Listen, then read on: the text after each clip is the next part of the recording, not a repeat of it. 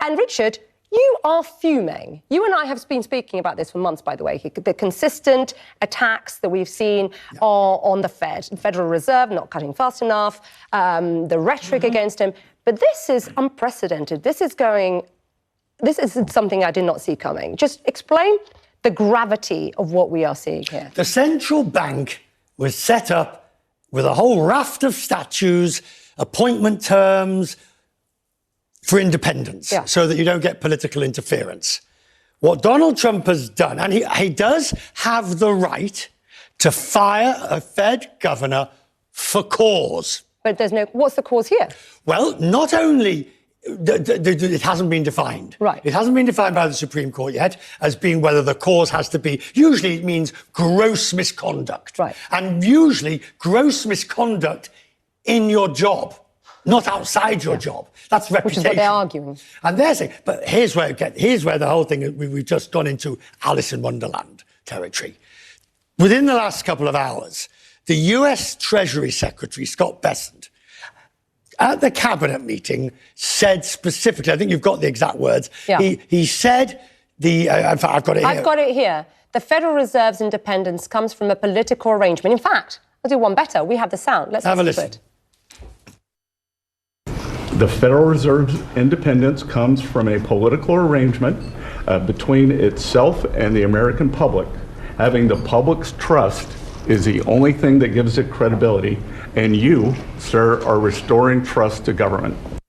So that is effectively saying, because you're restoring trust in government, therefore what you do is by definition... A political arrangement. But hang on, there is no political arrangement.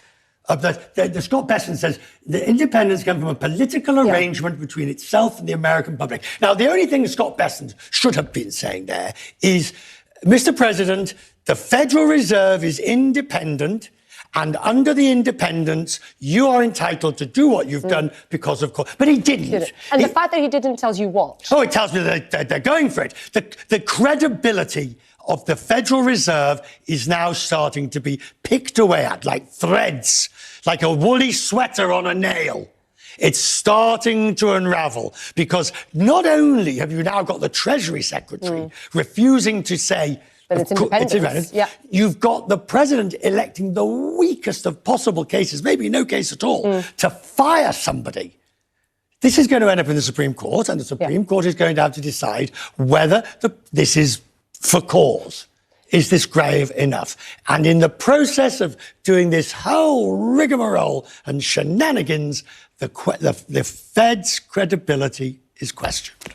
What impact then these comments, the actions by the president against the Fed, have on investors looking to the United States, on the US economy? You have a show in an hour and a half or so. Give us a sense on what you've been hearing. In isolation, it's a curiosity that's a serious curiosity. Is that it? No. In isolation, it's serious.